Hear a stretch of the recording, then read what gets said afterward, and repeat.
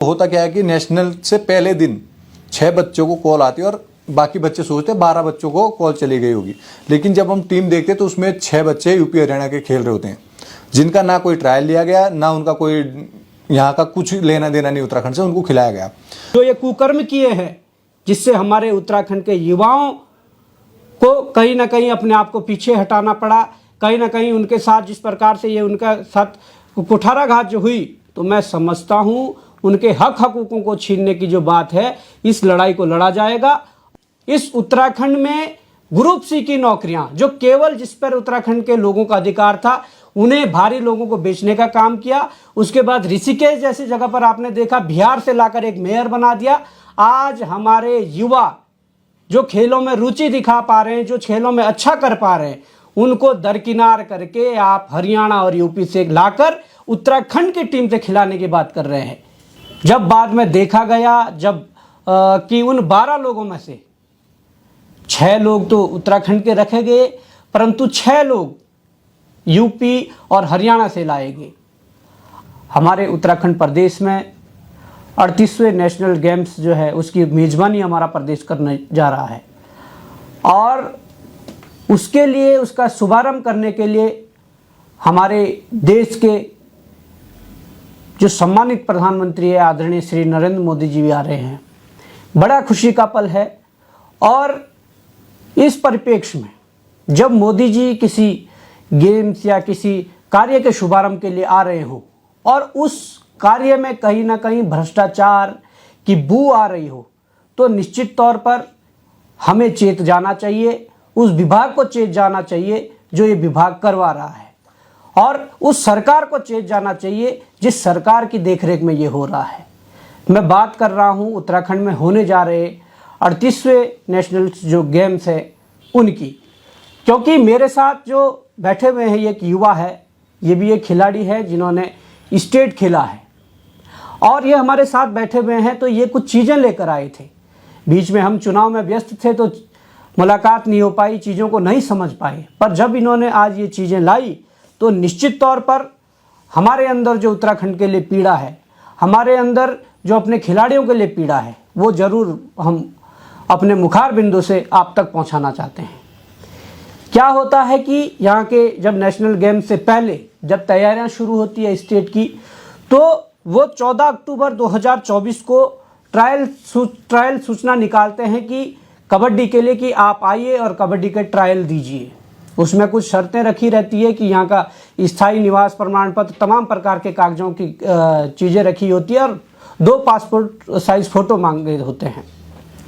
इसके बाद उत्तराखंड का तमाम वो युवा जो कबड्डी से प्रेम करता है, जो कबड्डी खेलता है, जो कबड्डी को मानता है, तमाम जूनियर वर्ग के ऐसे बालक कम से कम सैकड़ों की संख्या में ट्रायल देने आते हैं।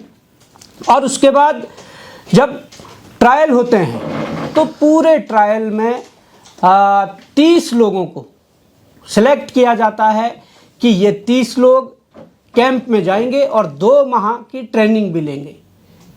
जब ये होता है तो उन 30 लोगों में से उन 30 खिलाड़ियों को ले जाया जाता है और 2 महीने की कैंप में रखकर उन्हें प्रशिक्षण दिया जाता है। उसके बाद जब उन 30 में से 12 लोगों का सिलेक्शन होने थे, तो उन 12 लोगों के सिलेक्शन उन्हीं 30 लोगों में से होने थे। पर जब बाद में देखा गया कि उन 12 लोगों में से 6 लोग तो उत्तराखंड के रखे गए, परंतु 6 लोग यूपी और हरियाणा से लाए गए। अब सबसे बड़ी बात यह है कि उन 12 में से भी जो 7 जो मुख्य खिलाड़ी होते हैं जो टीम में खेलते हैं, बाकी अतिरिक्त के तौर पर रखे जाते हैं, उनमें से 6 खिलाड़ी यूपी हरियाणा के और 1 उत्तराखंड का खिलाया जा रहा है। कितना बड़ा दुर्भाग्य हमारा है कि हम अपने इस प्रदेश में जहां खिलाड़ियों की कोई कमी नहीं है, हमारे जानने में कई ऐसे नाम हैं जिन्होंने स्टेट खेला है, नेशनल खेला है, कबड्डी में प्रो कबड्डी खेली है, हमारे जहन में कई ऐसे नाम हैं। तो जिस भूमि से इस प्रकार के खिलाड़ी निकल रहे हो, तो निश्चित तौर पर वहाँ के खिलाड़ियों को दरकिनार करके आप क्यों इस प्रकार के कदम उठा रहे हैं, ये आज सोचने विषय है। पर मैं ये भी कहना चाहता हूँ कि आज जिस प्रकार से ये चीज़ें सामने आ रही है, निश्चित तौर पर ये गंभीर हैं, और कल आप ये गेम्स करवाने जा रहे हो परंतु आज रात को आप पर कार्रवाई नहीं हो सकती। निश्चित तौर पर ये जो कागजात जो आप लोगों ने वहाँ पर लगाए होंगे, जो ट्रायल हुआ होगा, वो सारा रिकॉर्ड्स ट्रायल के बाद बिना ट्रायल के जो आपने युवा उसमें रखे हैं, वो सारा रिकॉर्ड, तमाम प्रकार की और चीज़ें जो आपने वहाँ पर वित्तीय अनियमितताएं कही हैं, ये सारे रिकॉर्ड कल के दिन कागजी कार्रवाई के रूप में, तथ्यों के रूप में हमारे हाथ में होंगे। अगर इस प्रकार की चीज़ें हैं तो बेहद दुर्भाग्यपूर्ण है।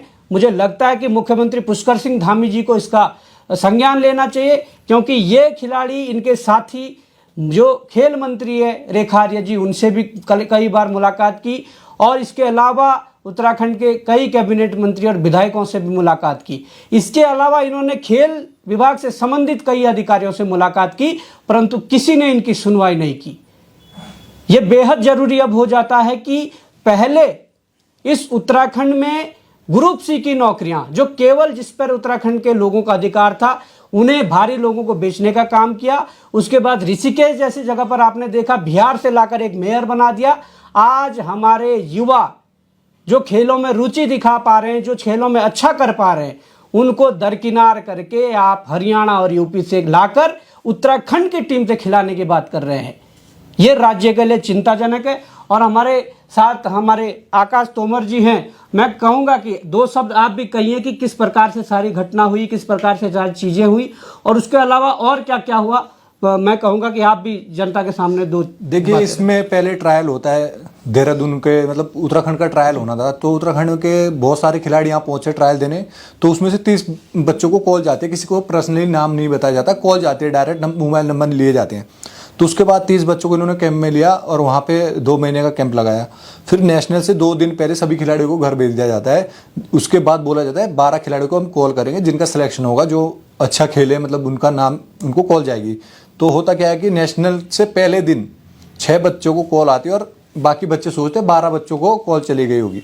लेकिन जब हम टीम देखते तो उसमें 6 बच्चे यूपी हरियाणा के खेल रहे होते हैं, जिनका ना कोई ट्रायल लिया गया, ना उनका कोई यहाँ का कुछ लेना देना नहीं उत्तराखंड से, उनको खिलाया गया। और उसके बाद इन्होंने मतलब बच्चों ने कार्रवाई करी, हम लोगों ने उन पर कार्रवाई की। तो उन्होंने हमारे पर्सनली कॉल करा, अगर तुम इस पर कुछ कार्रवाई करोगे तो तुम्हारा हम कैरियर खराब कर देंगे, कुछ भी ऐसे करके डराया धमकाया इन्होंने हमको। लेकिन हमने तब भी कार्रवाई करी। उस टाइम हमारा साथ किसी ने नहीं दिया, क्योंकि सब चुनाव में बिजी थे। हमने कहीं जगह हम गए, लेकिन हमें कहीं से कुछ वो नहीं मिला इनका। अब इनका कहना है कि तुम कितनी भी कार्रवाई कर लो, हमारा कुछ नहीं कर सकता कोई। अब देखते हैं आगे क्या होता है इसमें। आप निश्चिंत रहिए, हम लोगों को उस समय नहीं मिल पाया, और आप लोगों को ये कह रहे हैं कि कुछ नहीं होता है।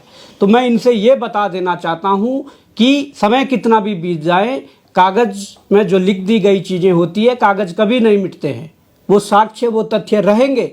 और तुमने जो ये कुकर्म किए हैं, जिससे हमारे उत्तराखंड के युवाओं को कहीं ना कहीं अपने आप को पीछे हटाना पड़ा, कहीं ना कहीं उनके साथ जिस प्रकार से ये उनका साथ कुठाराघात जो हुई, तो मैं समझता हूँ उनके हक हकूकों को छीनने की जो बात है, इस लड़ाई को लड़ा जाएगा। और संबंधित विभाग, संबंधित अधिकारी, तमाम संबंधित लोग, जिन लोगों ने ऐसा भ्रष्टाचार किया है, तो निश्चित तौर पर ऐसे लोगों के लिए हम सब एकजुट होकर लड़ेंगे। परंतु मैं ये कहना चाहता हूँ, हमारा ये वीडियो उत्तराखंड सरकार का जो LIU है या इंटेलिजेंस है, ये सब देखते हैं, उत्तराखंड सरकार में बैठे कई लोग देखते हैं। मैं समझता हूं कि समय रहते अगर एक्शन ले लिया गया, समय रहते अगर चीज़ों को ठीक कर लिया गया, तो ये आपके लिए मैं कहूँगा कि बहुत अच्छी बात रहेगी। और अगर नहीं कर पाए तो निश्चित तौर पर इस पर आगे की कार्रवाई की जाएगी। और इस लड़ाई को लड़ने के लिए मेरा प्रदेश का समस्त जनमानस आगे आएगा और इस लड़ाई को लड़ी जाएगी। जय हिंद, जय भारत, जय उत्तराखंड।